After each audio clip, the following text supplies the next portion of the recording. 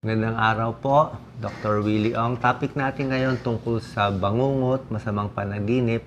Marami ako nakakausap, ito ang problema. Marami silang masamang panaginip, tuloy-tuloy sa anxiety, stress, depression. Diba? Ano sintomas kung masama panaginip?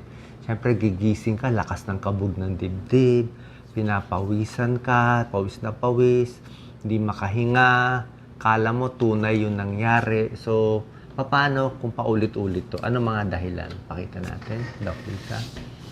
Ito yung mga kadalasang dahilan ng bangungot o masamang panaginip.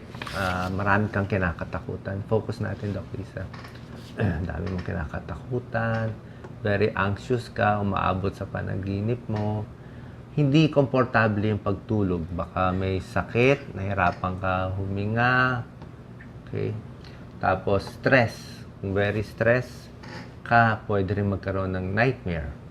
Yan, nagbasa, nanood na nakakatakot na libro, di ba? Horror movie. Gusto mo sa umaga ka na lang manood, wag sa gabi. Sobrang kinakain, naparami ang pagkain, pwede bangungutin, at anxious.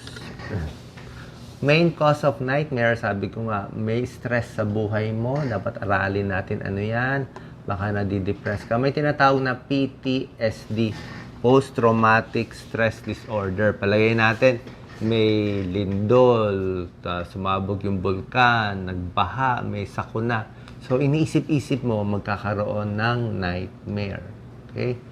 Ngayon, meron tayong tips. Minsan kasi yung, actually, bangungot, pati anxiety, stress, magkakasama lahat yun eh. So, maganda itong mga tips na nakita natin. Merong mga pag-iisip na mali na kailangan natin ayusin. Ito. Baka ito nagpapastress sa inyo. Pakinggan nyo po ito. Number 1, overestimation of danger. Iniisip nyo isang bagay, sobrang delikado, wala nang pag-asa, mamamatay na. So, pag na-estimate mo, nakala mo sobrang lala, eh, matatakot ka, ma-overwhelm ka, daming sakit mararamdaman.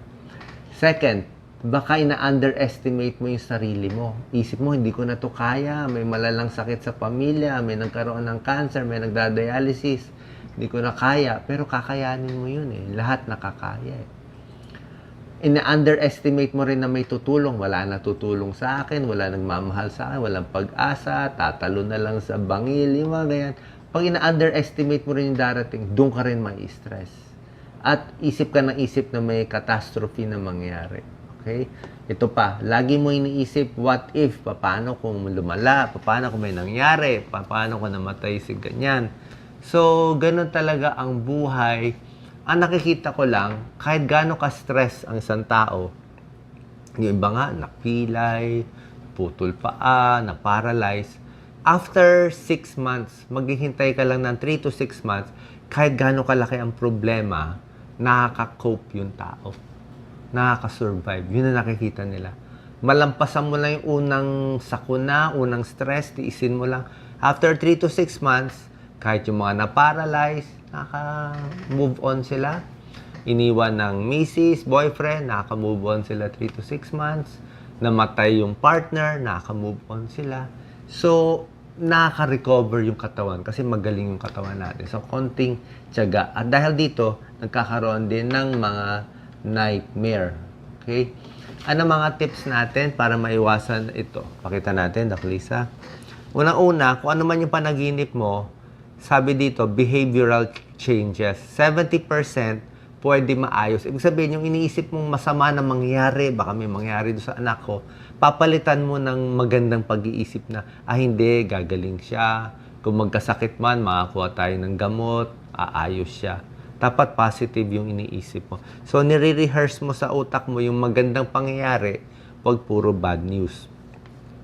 Second, dapat maayos ang tulog mo. Pag puyat, kulang sa tulog, doon nagkaka-nightmare.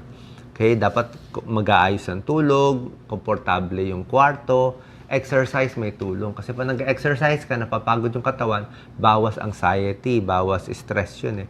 So, exercise yung iba, may mga yoga, meditation, pamparelax, makikinig ng music. Isa pa, iwas din sa alak. Yung alak nakaka-cause din ng bangungot. Kasi nga nagugulo yung isip mo. Sigarilyo, hindi rin maganda, mapapalpitate ka. Sobra daming kape, caffeine, baka hindi rin gumanda ang tulog mo. Okay? May konting dagdag tips pa, Doc Lisa. Ito, pakita natin. Minsan, kung meron kang bangungot, minsan dapat isipin ano ba yung dahilan, ano ba yung kinakatakutan mo. Baka meron kang dapat ayusin sa buhay mo. Correct aspect in your life, causing trouble, tapos bigyan ng magandang ending. Ito kadalasan yung mga nightmare, nahuhulog, inahabol ng tao, ng maligno, hindi makagalaw, laging late, may namatay. Okay?